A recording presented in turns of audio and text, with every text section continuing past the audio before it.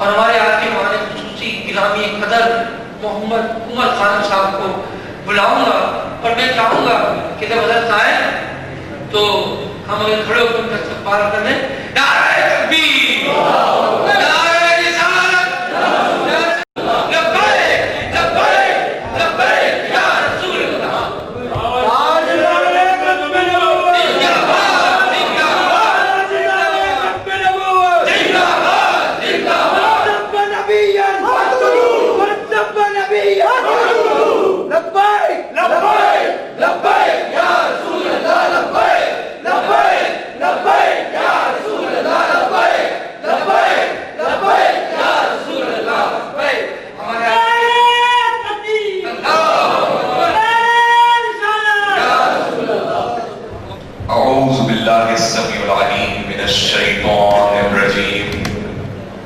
بسم اللہ الرحمن الرحیم.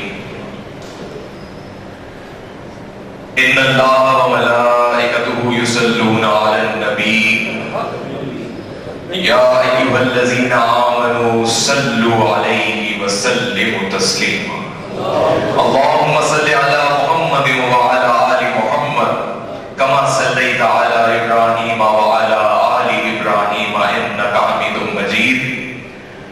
اللهم بارك على محمد وعلى آل محمد كما باركت على إبراهيم وعلى آل إبراهيم إنك حميد مجيد.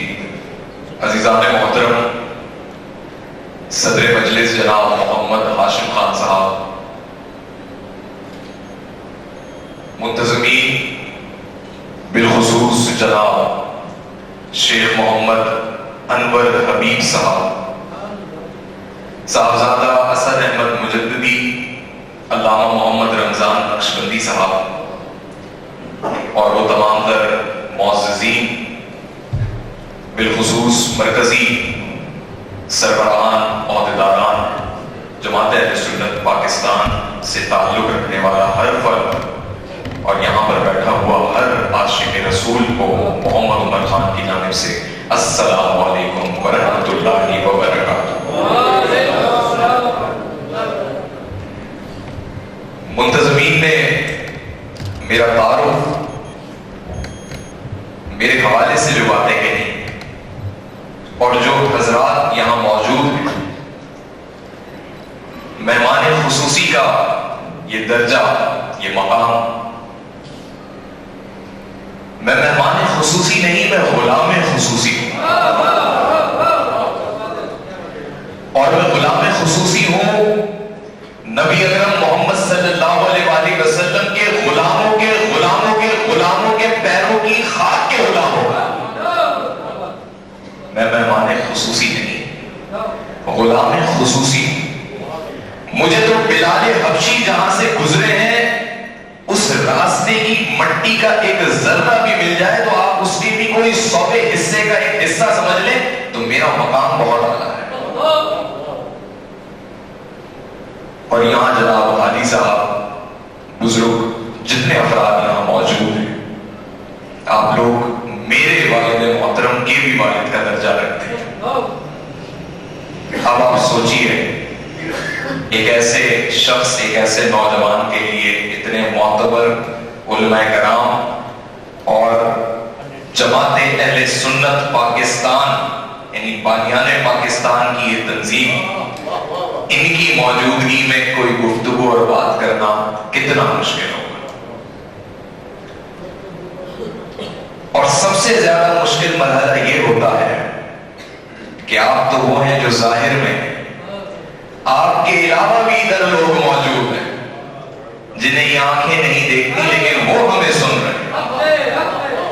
وہ فرشتے بھی ہیں، وہ انسان بھی ہیں، وہ صالحین بھی ہیں، وہ شہداء بھی ہیں. ہماری یہ تمام تر محفل میں موجود ہوں اور یہ تمام تر باتیں ان تک پہنچ رہی ہوں.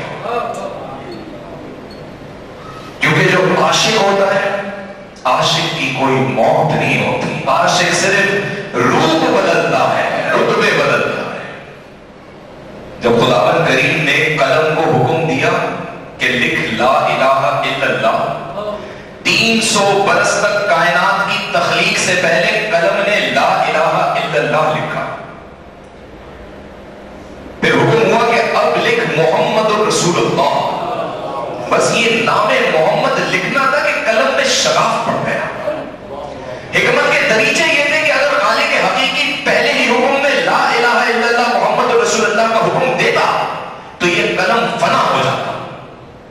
یعنی لا الہ الا اللہ کی تاثیر سے اس قابل ہو گیا قلم کے محمد کا نام لکھ سکے.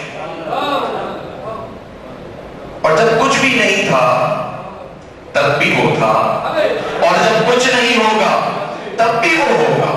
اور یہ سب اسی کے لیے تو ہے. اور اپنے قرآن میں اللہ نے فرما دیا اللہ نور السماوات والارض. جناب والا, میں آپ کی توجہ دلوانا چاہتا ہوں ایک ایسے بنیادی مسئلے پہ جو اس وقت کا اور آنے والے دنوں کا سب سے خطرناک اور حساس ترین مسئلہ ہے, اور اس کی نشاندہی علامہ صاحب نے روز اول سے کی ہے. سب سے پہلی بات تو یہ کہ یہ گستاخی کے پے در پہ ہونے والے واقعات, اور اس کے بعد سب سے بڑا اہم مسئلہ یہ کہ اس کے پیچھے وجوہات. یہ نبی اکرم صلی اللہ علیہ وآلہ وسلم سے کھلی دشمنی ہے.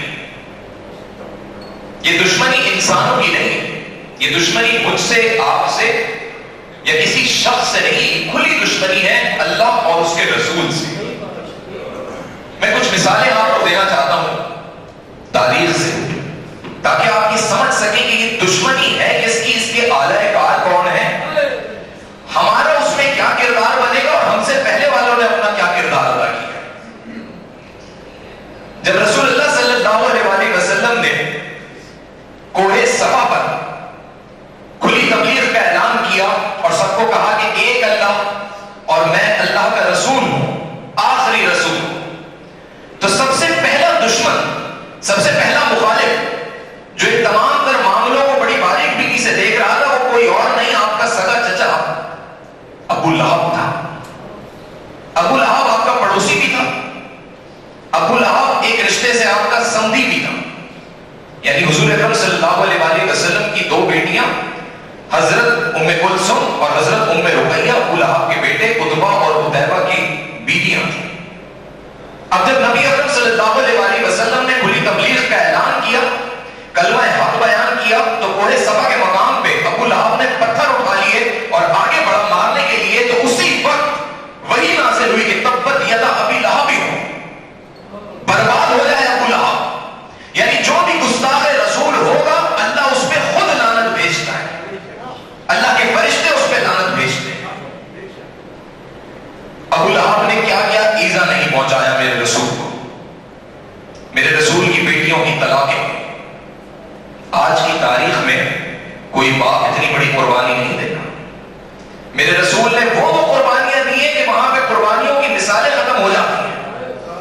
نبی پاک صلی اللہ علیہ وآلہ وسلم کے ساتھ جو ظلم و ستم ہوئے اور کرنے والے کون لوگ تھے, یہ وہ لوگ تھے جو دین حق سے گمراہ تھے اور نہیں چاہتے تھے کہ رسول پاک صلی اللہ علیہ وآلہ وسلم اللہ کے دین کی ترجمانی کریں.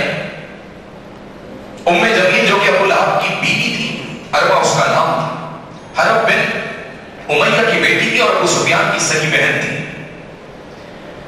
اس کو اتنی زیادہ حسد تھی رسول اکرم صلی اللہ علیہ وآلہ وسلم سے کہ ایک دن یہ کعبے میں آئی, پوچھتی تھی کہ رسول کہاں ہے, محمد کہاں ہے. کسی نے کہا کہ وہ وہاں نماز پڑھ رہے اور ابو بکر صدیق بھی ان کے ساتھ ہے. وہاں پہنچتی ہے تو آپ صلی اللہ علیہ وآلہ وسلم کو دیکھ نہیں پاتی, ابو بکر صدیق کو دیکھتی ہے. حضرت ابو بکر صدیق رضی اللہ تعالیٰ عنہ کے پاس آتی ہے اور کہتی ہے کہ ابو بکر تمہارا ساتھی کہاں ہے, یہ دیکھو میں ہاتھ میں آج پتھر لے کر آئی تھی کہ مجھے دکھ جائے تو میں نعوذ باللہ ان پر ماروں گی. ابو بکر صدیق خاموشی سے اس کی بات کو سنتے ہیں اور وہ اپنی بات بڑبڑا کے وہاں سے دفع ہو جاتے ہیں. بعد میں ابو بکر صدیق پوچھتے ہیں کہ یا رسول اللہ آپ میرے ساتھ موجود تھے, وہ مجھ سے مخاطب رہی, مجھ سے بات کرتی رہی, مجھے سمجھ نہیں آیا کیا اس نے آپ کو دیکھا نہیں. آپ صلی اللہ علیہ وآلہ وسلم نے فرمایا کہ اللہ نے اس کی نظر پکڑ لی. یعنی جب گستاخ رسول اس مقام پہ اور اس درجے پہ آپ پہنچے گا کہ اللہ کے نبی کی جان کو خطرہ ہوگا تو گستاخ رسول کی نظر کو اللہ پکڑ لیتا ہے, دکھائی نہیں دیتا. آپ صلی اللہ علیہ وآلہ وسلم جب اپنے گھر جا رہے ہیں, ابھی آپ نے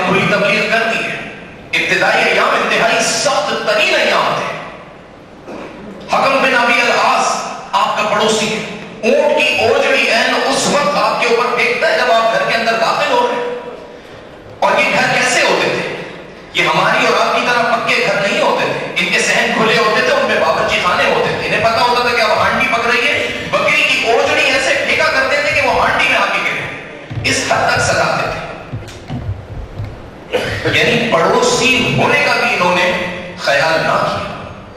اور یہ کون ہے؟ رسول اللہ صلی اللہ علیہ وسلم.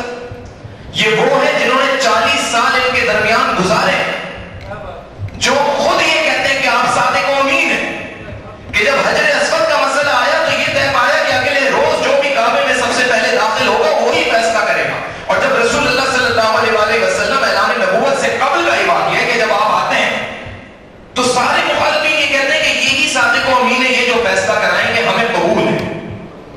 اور تاریخ نے یہ دکھایا کہ عتیبہ شام میں تجارتی قافلے کے ساتھ تجارت کرنے گیا تو زرقہ کے مقام پہ تجارتی قافلہ رات کو آرام کے لیے رکا, وہاں ایک ببر شیر آ گیا اور دیکھتے ہی اس کی وہ جو غرایا شیر تو وہ سمجھ گیا ہوتا ہے. اس نے کہا یہ رسول اللہ نے مجھے بددعا دی تھی, آج وہ پوری ہو رہی ہے. وہ مکے میں ہے لیکن یہاں شام میں بھی جو ہے میری موت آ گئی. تو جتنے لوگ اس کے ساتھ تھے, وہ جو تجارتی قافلہ تھا, انہوں نے کہا عتیبہ تم فکر نہیں کرو, ہم تمہیں گھیر لیں گے اور تمہیں بیچ میں اونچے مقام پہ رکھ کے تم آرام کرو, شیر تم تک نہیں پہنچے. لیکن گستاخ رسول تھا نا, شیر پھلانتا ہوا پہنچا. شیر نے کسی اور کو نہیں نقصان پہنچایا, اسے اونچے مقام پہ رکھا کہ اگر پہنچ بھی جائے تو اس تک نہ پہنچے. شیر اوپر چڑھ گیا اور اس ببر شیر نے کدھر حملہ کیا؟ چہرہ مست کر دیا. یہ ہے گستاخ رسول کی وہ سزا جو اللہ نے جانوروں کے ذریعے, اپنے شیروں کے ذریعے. تو گستاخ رسول کی ایک ہی سزا ہے, سردن سے جدا ہے, سردن سے جدا. اس میں حکمتیں نہیں چلتی, اس میں مصلحتیں نہیں چلتی. غلامی میں نہ کام آتی ہیں شمشیریں نہ تدبیریں, ہے ذوق یقین پیدا تو بدل جاتی ہیں تقدیریں. اور کوئی اندازہ کر سکتا ہے اس کے زور بازو کا؟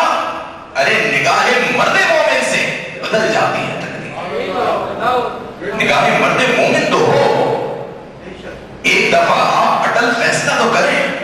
کیا بدر کے میدان میں 313 کے لیے نصرت نہیں اتری تھی؟ وہاں تو ہزاروں کا لشکر تھا, بینڈ باجے, اور وہ تو شادیانے بجاتے ہوئے آ رہے تھے. اور ایک گستاخ رسول کے لیے تو امت کے جوان ہی کافی ہیں.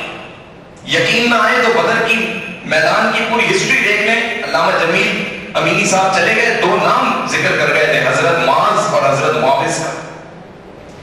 یہ 12 اور 14 سال کے لڑکے ہیں, بدر کے میدان میں بھوکے شیروں کی طرح ہو گئے, بھوکے شیروں کی طرح. صحابہ کرام حضرت حمزہ سے پوچھتے ہیں کہ ہمیں صرف یہ بتا دو ان میں ابو جہل کون ہے, بس یہ دکھا دو ایک دفعہ ہے. انہوں نے دیکھا نہیں تھا, انہیں یہ پتا تھا کہ سب سے زیادہ گستاخیاں اور ایذا ابو جہل نے, عمر بن حشام نے پہنچا.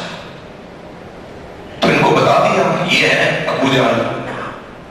اس کو گھیرے میں رکھا ہوا تھا قریشی قافلے نے اسے گھیرے میں رکھا ہوا تھا, یہ نہ مرے. یہ دونوں لڑکے انہوں نے کمپٹیشن شروع کر دیا ہوگا, دونوں صحابہ کرام, حضرت معاذ بن عمر اور حضرت معاوض بن افرا, کہ پہلے اس کو کون مارے گا. دونوں نے اپنی تلواریں لی. اب آپ سوچیں وہ گھیرے میں, یعنی کم از کم 18 سے 20 مشرکین کے گھیرے میں, اور وہ پروٹوکول میں لڑائیاں ہو رہی ہیں. یہ اس کے گھیرے کو توڑنے میں داخل ہوئے حضرت معاذ بن عمر بن جراح, اور داخل ہوئے تو پہلا وار کدھر کیا, اس کی پنڈلی کاٹ دی. اب کھڑا ہو, پوری پنڈلی اڑا دی اس کی, نیچے زمین پہ آ کے ہو گیا. اس کا بیٹا تھا اکرمہ, عمر بن حشام ابو جہل, اس نے حضرت معاذ بن عمر کے کندھے پہ پیچھے سے تلوار ماری تو یہ ہاتھ پورا کٹ ہی گیا تھا, صرف جو یہ کھال سے لٹک گیا. جذبہ کبھی ہاتھ کٹ گیا, صرف کھال لٹکی ہوئی ہے. منظر ذرا تصور میں لائیں, ہاتھ کٹ جائے, کھال پہ لٹکا ہوا ایسے, اب یہ چل نہیں سکتا, ایک ہاتھ میں تلوار ہے. حضرت معاذ کا کوئی جذبہ کم نہیں ہو, اٹھا کے ایک اور بار ابو جہل. یہ ہاتھ پریشان کرنے لگا تو اپنے ہاتھ سے ہاتھ کھینچ دیا. اللہ اکبر, یہ ہے عاشق رسول کا جذبہ. اسی میدان میں جام شہادت تو نوش کیا, لیکن ابو جہل کو لٹا دیا. اور جب رسول اللہ نے پوچھا کہ ابو جہل کو کس نے مارا, تو حضرت معاذ اور حضرت معاوض کی تلواریں لائی گئی, دونوں پہ ابو جہل کا خون تھا, یعنی وار دونوں نے کی.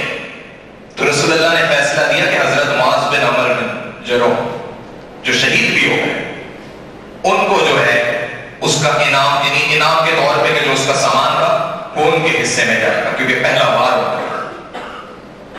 اب یہ پڑا ہوا ہے پوجا، پاؤں کٹ گیا، آخری سانسیں، یہ آنے سے پہلے نا کعبے میں دعا کر کے آیا تھا، سورہ انفال میں بھی ذکر ہے کہ یا اللہ جو حق پہ ہے نا اس کو فتح دے۔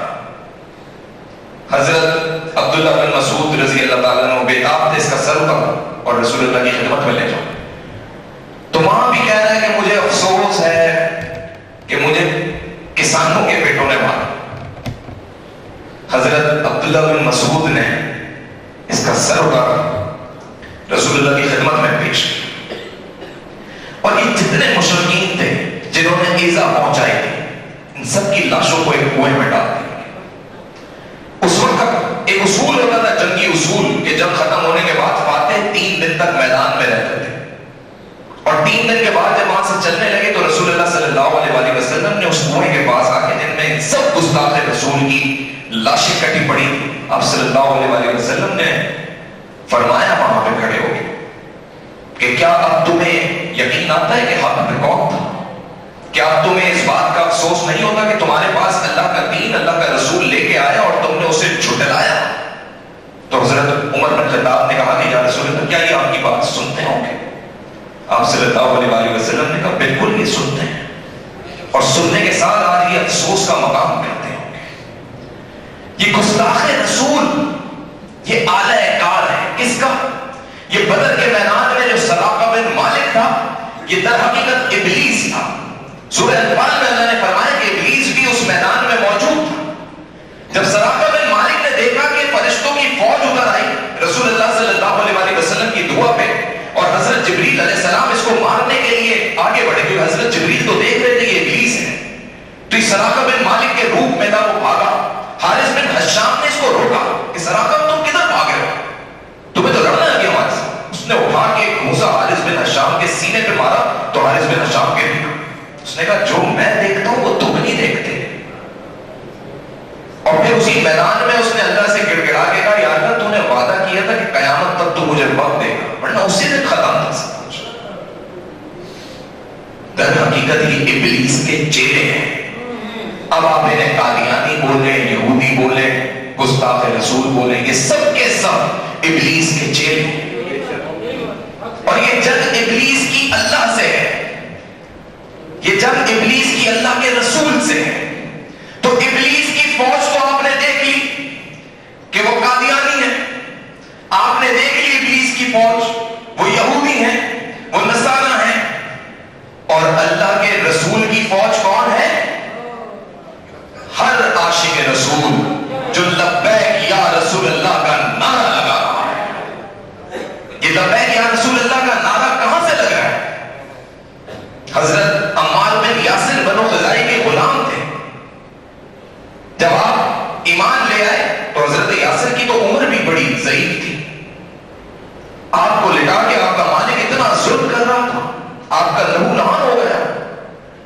حضور پہنچے وہاں پہ تو وہاں حضرت یاسر کے لبوں پہ جو الفاظ تھے وہ لبیک یا رسول اللہ کے تھے، اسی میں انہوں نے جام شہادت نوش کیا۔ حضرت سمیہ جو کہ حضرت عمار کی والدہ تھی، پہلی خاتون شہیدہ ہے، یہ عمر بن حشام ابو جہل نے ان کی شرمگاہ میں نیزہ ڈالا اور 2 اونٹوں میں ان کی ٹانگوں کو باندھ کے اتنا سخت ترین ظلم ہوا کہ بیان کرتے ہوئے بھی اللہ رب العزت مغفرت فرمائے اور اجر دے کہ لا الہ الا اللہ محمد رسول اللہ کی قیمت یہ ادا کی ہے، یہ ادا کی۔ ایک بیٹے بن کے سوچو کسی کی ماں کے سامنے، کسی کے سامنے اس کی ماں کے ساتھ یہ ہو رہا کہ 2 اونٹوں پہ رسیوں سے پیر باندھ کے دونوں مختلف سمتوں میں چلا دیا، کیا گزرے، لیکن اٹل رہے، لا الہ الا اللہ محمد رسول اللہ پہ قائم رہے۔ یہ ہے وہ قربانی اس شاہ رسول کی، صحابہ کرام کی۔ ہم تو ان کے قدموں کی خاک کی بھی خاک نہیں، ہمارے لیے تو آج یہی بس مرتبہ کافی ہے کہ ہماری زندگی کا ایک ایک لمحہ لبیک یا رسول اللہ کہنے میں، اور ان دشمنان ملت اور ان دشمنان رسول صلی اللہ علیہ وسلم کو جواب دینے میں اور کبھی اگر یہ وقت آن پڑے تو بغیر کسی مصلحت کے، بغیر کسی اجازت کے غازی علم دین کی طرح ہم اٹھ کھڑے ہوں۔ دیکھیں، آپ کا پاکستان میں پیدا ہونا یہ کوئی عام بات نہیں ہے، یا کوئی حادثاتی یا اتفاقی نہیں ہے۔ علامہ خادم حسین رضوی کا پاکستان میں ہونا یہ کوئی ایسے ہی نہیں کہ بس سارے انسان پیدا ہو رہے تھے، علامہ صاحب پاکستان میں پیدا ہو گئے، نہیں۔ یہ رسول اللہ صلی اللہ علیہ وسلم کی حدیث ہے کہ مجھے مشرق سے ٹھنڈی ہوا کے جھونکے آتے ہیں۔ ذرا آپ تاریخ کے آئینے میں جا کے ذرا دیکھیے، وہاں سے مشرق پاکستان بن رہا ہے۔ علامہ اقبال نے اپنے شعر میں کہا کہ میرے ارض کو آئی ٹھنڈی ہوا جہاں سے، میرا وطن وہی ہے، میرا وطن وہی ہے۔ قائد اعظم محمد علی جناح بیرسٹری کے لیے لندن گئے، بیرسٹر بن گئے، اس کے بعد ان کی پروفیشنل لائف تھی۔ یہ کیا ہوا اچانک کہ آپ سیاست کی غرض سے ہندوستان واپس آ گئے اور آپ تو کانگریس میں تھے؟ مولانا محمد علی جوہر کو آخر کہاں سے یہ الہام ہوا کہ وہ محمد علی جناح کو آل انڈیا مسلم لیگ میں لائیں؟ یہ خود سے نہیں ہوگا، یہ اوپر طے ہوئی بھی چیز ہے کہ کس سے کیا کام لینا ہے۔ یہ ایسے ہی علامہ خادم حسین رضوی اچانک سے نہیں ہوا۔ یہ جو لوگ کہتے ہیں نا یہ تو پاکستان کی سیاست میں نہیں تھے، یہ کہاں سے اچانک سے آ گئے، یہ ایسے ہی نہیں ہوا۔ اللہ نے جس سے جو کام لینا ہے اس کا ایک وقت مقرر ہے، اور وہ جب اس وقت آئے گا تو وہ حلیے بدل دے گا، منظر بدل دے گا، تاریخ بدل دے گا۔ ہمیں پاکستان کی تاریخ میں یہ بات ہے۔ قائد اعظم محمد علی جناح نے بحیثیت لائر غازی علم دین کا کیس لڑا ہے، یعنی آپ عاشق رسول کا کیس لڑ رہے ہیں، کیسے معاملے؟ وہ لوگ قائد اعظم پہ بھی نعوذ باللہ کافر اعظم کے انہوں نے الزامات لگائے تھے۔ اور جب جنازہ ہوا تو علامہ شبیر احمد عثمانی جنازہ پڑھانے آئے اگلے روز، تو پوچھا کہ آپ تو جمعیت اہل ہند میں تھے، آپ تو شروع میں مخالفت کرتے تھے۔ انہوں نے کہا کل رات میرے خواب میں رسول پاک صلی اللہ علیہ وسلم آئے اور جناح کے کاندھے پہ ہاتھ رکھ کے کہا کہ یہ میرا مرد مجاہد ہے، تو میں کیوں نہ محمد علی جناح کا جنازہ پڑھا دیں۔ آپ دیکھیں پاکستان کو، آپ دیکھیں تو صحیح ایک نظر، آپ کے سارے میزائل کس ناموں پہ؟ بابر، ابدالی، شاہین، غزنوی، کون ہے یہ؟ محمود غزنوی کون ہے؟ سومنات کے بت کس نے توڑے؟ اور ان سارے میزائلوں کے ناموں کے آگے ایک لفظ لگا ہوا ہے ہدف، ہدف بابر، ہدف غزنوی، ہدف ابدالی۔ ہدف کیا ہے؟ رسول اللہ صلی اللہ علیہ وسلم کی تلوار کا نام ہے۔ آپ کے پرچم میں جو سبز رنگی کی گنبد خضرا سے منسلک ہے، کہ یہ پاکستان جس کو لوگ کہتے ہیں بس یہ آئیڈیل اسٹیٹ اسلام کے نام پہ بن گئی، بس نہیں بھائی، یہ ایک اٹامک پاور ہے۔ یہ اس وقت 39 اسلامی ممالک کی سربراہی کر رہی ہے۔ آپ کا سابق آرمی چیف ادھر 40 ممالک کا سربراہ بن کے بیٹھا ہوا ہے ان کی آرمی میں۔ آذربائیجان آپ کی طرف دیکھ رہا تھا جب آرمینین فوج نے حملہ کیا۔ آج جو فتوحات آذربائیجان کو ہو رہی ہیں یہ پاکستان کی وجہ سے۔ آیا صوفیہ مسجد کے اندر جب اذانیں دی گئی تو فرانس کو بڑی تکلیف ہوئی، انہوں نے کہا تاریخی اعتبار سے یہ تو ہمارا چرچ تھا، اور اس تکلیف کی غرض سے یہ پروپیگنڈا شروع ہو گیا کہ اب مسلمانوں کو تنگ کرنا ہے، اکسانا ہے۔ نیدرلینڈ کے اندر قرآن کریم کی بے حرمتی کا واقعہ شروع کیا، ہالینڈ کے چرچ کے اندر قرآن کریم کی بے حرمتی کا واقعہ شروع کیا۔ یہ ڈھکی چھپی باتیں نہیں، یہ تو گوگل آپ کریں، آپ کو تواتر سے ہر مہینے کچھ نہ کچھ ہوا ہے۔ اور یہاں تک معاملے چلے گئے کہ فرانس کا صدر ہو گیا، ایک ملک کا صدر ہو گیا، وہ اس بات میں اڑ گیا کہ نہیں یہ تو اظہار رائے کی آزادی اور ہم تو کریں گے۔ میں کیوں کریں گے؟ کینیڈا کا پرائم منسٹر جسٹن ٹروڈو اس کو فون کر کے کہہ رہا ہے بھائی یہ اظہار رائے کی آزادی نہیں ہوتی، وہ سمجھا رہا ہے اس کو، لمٹ ہوتی ہے ہر چیز کی۔ میں آپ کو سچ بتاؤں، اس وقت پاکستان پوری دنیا کے اندر واحد اسلامی ملک ہے جس نے پوری دنیا میں اللہ کے دین کا نفاذ رسول اللہ صلی اللہ علیہ وسلم کی تعلیمات کی روشنی میں کرنا ہے۔ اور یہ بیڑا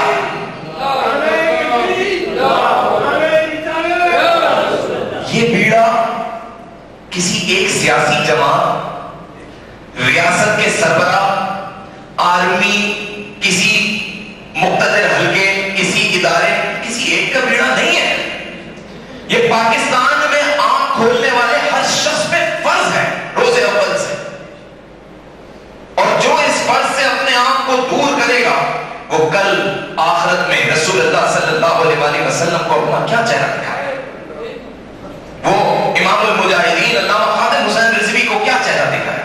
وہ اکابرین اور اسلاف پاکستان کو کیا چہرہ دکھائے جنہوں نے اپنا سب کچھ اس ملک کی بقا کے لیے، سلامتی کے لیے قربان کیا. ممتاز قادری جیسے لوگ عاشق رسول صدیوں میں پیدا ہوتے ہیں، صدیوں میں، لیکن جب یہ پیدا ہوتے ہیں تو پھر یہ کبھی مرتے نہیں. چاہے کسی قانون کے تحت آپ سزا دے دیں، چاہے آپ جو چاہے کر دیں، لیکن یہ کبھی مرتے نہیں. یہ زندہ رہتے ہیں، یہ رگوں میں زندہ رہتے ہیں، یہ تلواروں میں زندہ رہتے ہیں، یہ جذبوں میں زندہ رہتے ہیں، یہ الفاظوں میں زندہ رہتے ہیں. اور اگر یہ نہ ہو تو معاشرہ فوت ہو جائے. معاشرے کی زندگی اور بقا یہ ہے. آج ہم اور آپ رسول اللہ صلی اللہ علیہ وسلم کے عاشق ہونے کا دعویٰ کرتے ہیں، اپنا سب کچھ تن من دھن قربان کرنے کی بات کرتے ہیں. آج ہمارا یہ جذبہ دیکھ کے اہل یہود پریشان ہیں. ابھی تو ہم نے کوئی عمل نہیں کیا، صرف باتیں کی ہیں. کس حد تک پریشان ہے میں آپ کو بتاؤں. زیادہ کل کی بات ہے، محمد بن سلمان امریکی وزیر خارجہ مائک پومپیو ملاقات کرنے آتے ہیں. بات ہو رہی ہے اسرائیل کی. امریکہ آیا ہے سعودیہ سے بات کرنے. موضوع اسرائیل ہے. نیوم شہر سعودیہ کا. تل ابیب میں بیٹھے ہوئے لوگ کہتے ہیں کہ یہ نہ جانے کیا بات کریں کہ ڈیموکریٹس کی تو حکومت آنے والی ہے، ریپبلکن کی جانے والی ہے. 6 گھنٹے کے اندر نیتن یاہو اور ان کی موساد کا چیف وہاں پہنچ جاتا ہے اور 4-5 گھنٹے یہ لوگ سعودیہ میں رہتے ہیں. انہیں اپنی موت دکھائی دے رہی ہے اور وہ اپنی جڑوں کو مضبوط کرنے کے لیے ہمیں کھوکھلا کرنا چاہ رہے ہیں. کیا کرنا چاہ رہے ہیں؟ انہوں نے آپ کے پاکستان کے اندر اپنا پلان جو ہے شروع کر دیا. یہ آپ سنیں.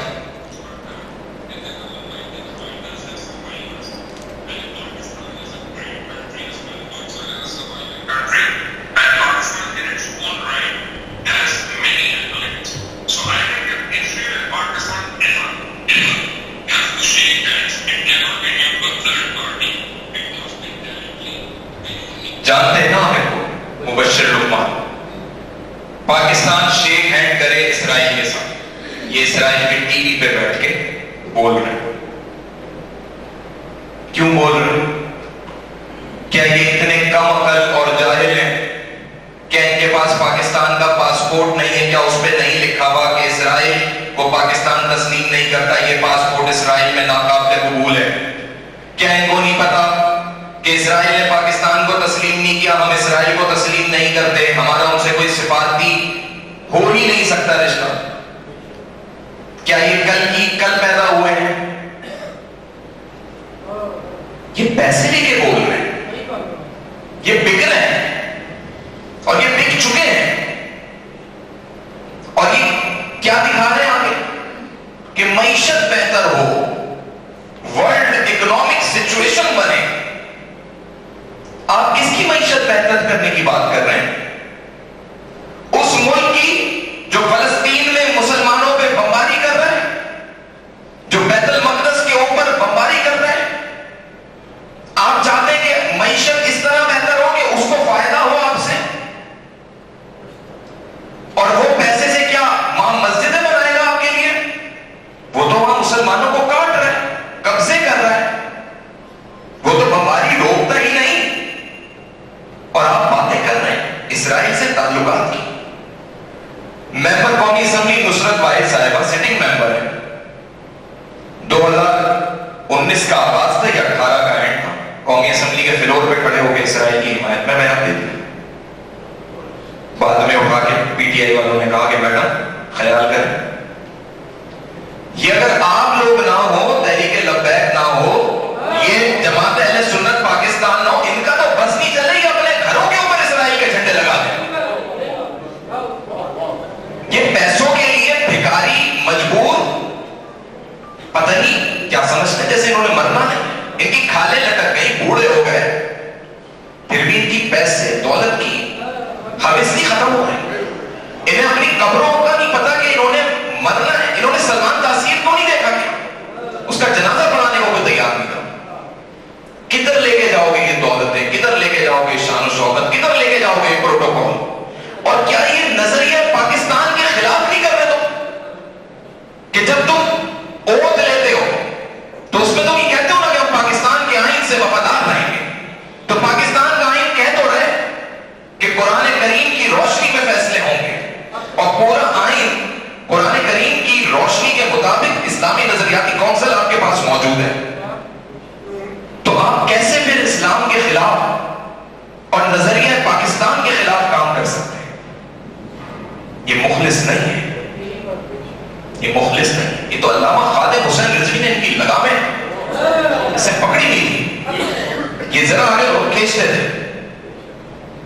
اور آپ دیکھیں یہ آسیہ چلی تو گئی, یہ مسجد ہے لیکن بدو ہے. اللہ کی قسم آپ دیکھیں گے کینسر سے مرے گی انشاءاللہ, کینسر سے مرے گی. آپ لکھ, یہ طے ہے.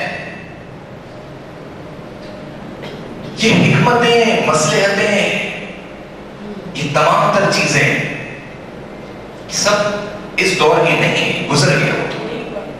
آپ پاور ہیں, آپ گیم چینجر ہیں.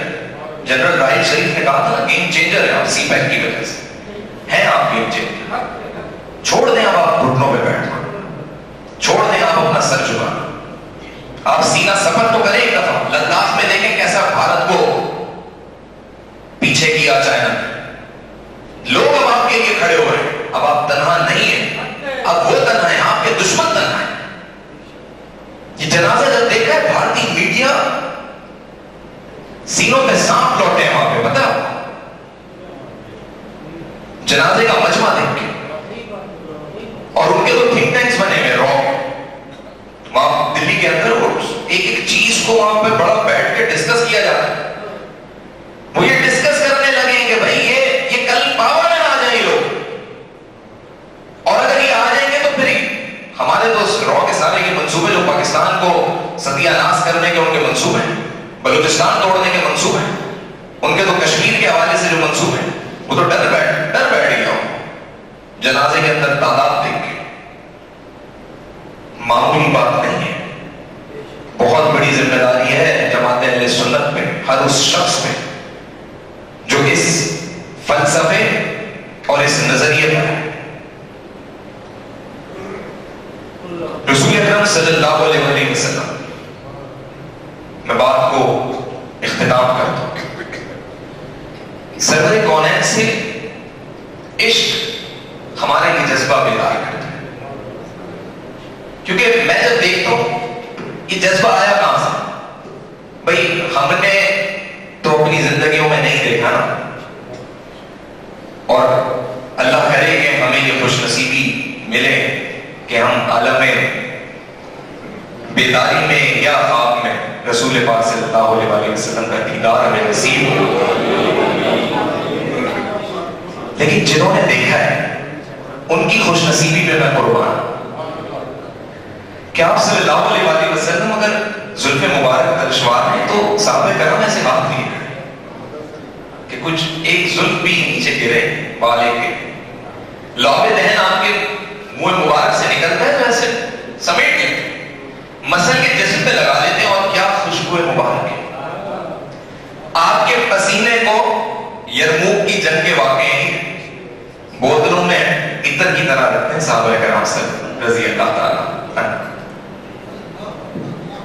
حضور اکرم صلی اللہ علیہ وسلم سے محبت کا تو یہ مقام کہ کیکر کا پیڑ وہ اپنی جڑیں اکھاڑ کے آ جاتا تھا. آپ صلی اللہ علیہ وسلم آرام فرمائے, کیکر کا پیڑ اپنی جڑیں اکھاڑ کے چلتا ہوا آتا تھا اللہ علیہ وسلم کے دیدار کے لیے پھر واپس چلا جاتا. مسجد نبوی کی جب تعمیر ہونے لگ گئی وقت کے ساتھ ساتھ، تو جہاں آپ اپنی پشت لگا کے خطبہ دیا کرتے تھے تو پھر وہ ممبر بننے لگ گیا، اور پھر اب اس درخت سے ایک رشتہ جو ہے ختم ہو رہا. تو آپ صلی اللہ علیہ وسلم نے اس درخت کے رونے کی زاروں قطار رونے کی آواز، اور وہ رو کس بات پہ رہا کہ اب میرے پیارے رسول مجھ سے پشت نہیں لگائیں. تو آپ صلی اللہ علیہ وسلم نے جا کے اسے دلاسا دیا کہ تم جنت میں میرے ساتھ ہو گے. ایک بچے کی طرح اس درخت کو چپ کروایا. محسن انسانیت ہے، رحمت للعالمین ہے. اونٹ اپنی شکایت لے کے رسول اللہ کے پاس آ جاتا ہے، اونٹ کہ میرا مالک مجھ پہ اتنا ظلم کرتا ہے. سب کی داد رسی کرتا ہے، سب کی داد رسی کرتا ہے. ابو علی بصیری بہت بہترین نظمیں قصیدے لکھتے تھے. خواہش پیدا ہوئی کہ رسول اللہ کی شان میں لکھو. اب خواہش یہ تھی کہ لکھ تو دی ہے، سنا تو خود میرے رسول پاک صلی اللہ علیہ وسلم آپ کے خواب میں تشریف لے کہا ابو علی بصیری سناؤ کیا لکھا ہے. مولانا صلی وسلم دائما ابدا. آج بھی جائیں اللہ سب کو زیارت نبی صلی اللہ علیہ وسلم سب کو نصیب فرمائے. جب بھی عمرے پہ جائیں دیکھیں ان سنہری جالیوں میں لکھا ہوا ہے مولانا صلی وسلم دائما ابدا. آپ کا پڑوسی صبح آتا ہے ابو علی بصیری کا، کہتا ہے کہ رات کو تمہارے گھر کون آیا تھا؟ آدھی رات میں نے آوازیں سنی. ابو علی بصیری فرماتے ہیں کہ تم نے کیا آوازیں سنی؟ اس نے پورا ماجرا سنا. اب حضرت ابو علی بصیری اسے خواب سمجھ رہے، پڑوسی سمجھ رہے کہ کوئی ان کے گھر آیا. باتیں جو ہوئی ہیں وہ اس نے ساری سنی، اور آپ صلی اللہ علیہ وسلم اپنی ایک کملی ان کو دے کر، ایک چادر دے کر گئے جو ابو علی بصیری کے پاس آخری ایام تک رہی. اور ابو علی بصیری کو فائز تھا اس قصیدے کی وجہ سے، اور آپ صلی اللہ علیہ وسلم کے جلوہ افروز ہونے کی وجہ سے. یعنی وہ قصیدہ بارگاہ اقدس میں اور بارگاہ محمد میں قبول ہوا تو آپ کا فالج ٹھیک ہو گیا. اللہ اکبر. یہ محبت ہے اس شام کی، یہ محبت ہے. اب ایسے کرنی محبت کا وہ مقام ہے. اللہ اکبر کہ میرے نبی فرما رہے ہیں. کس سے فرما رہے ہیں؟ شیر خدا حضرت علی سے اور حضرت عمر سے. حضرت عمر وہ کہ خود میرے نبی نے کہا کہ میرے بعد اگر کوئی نبی ہوتا تو وہ عمر ہوتے. ان دونوں سے فرمانے کہ تم اپنے لیے دعا میرے ایک عاشق رسول سے کرنا، جو بعد میں آئے گا اویس کرنی اس کا نام. عزیزان محترم، نبی پاک صلی اللہ علیہ وسلم کے عشق کو اپنے جسموں میں، دل میں، اپنے گھروں میں، اپنی اولادوں میں، اپنے کھانوں میں سما لیجئے، ہر جگہ سما لیجئے. اقبال نے فرمایا مثل بو قید ہے بچے میں پریشان ہو جا، رخدے بردوش ہوائے چمنستان ہو جا. ہے تلک مایا تو ذرے سے بیاباں ہو جا، نغمہ موج سے ہنگامہ طوفان ہو جا. قوت عشق سے ہر پست کو بالا کر دے، قہر میں اس میں محمد سے اجالا کر دے. ہونا پھول تو بلبل کا ترنم بھی نہ ہو، چمن نہر میں کلیوں کا تبسم بھی نہ ہو. یہ نہ ساقی ہو تو میں بھی نہ ہو، خم بھی نہ ہو، نغمہ توحید بھی دنیا میں نہ ہو، تم بھی نہ ہو. خیمہ افلاک کا استاد اسی نام سے ہے، نفس ہستی تپش آمادہ اسی نام سے. دشت میں دامن کوہ سار میں، میدان میں بحر میں موج کی آب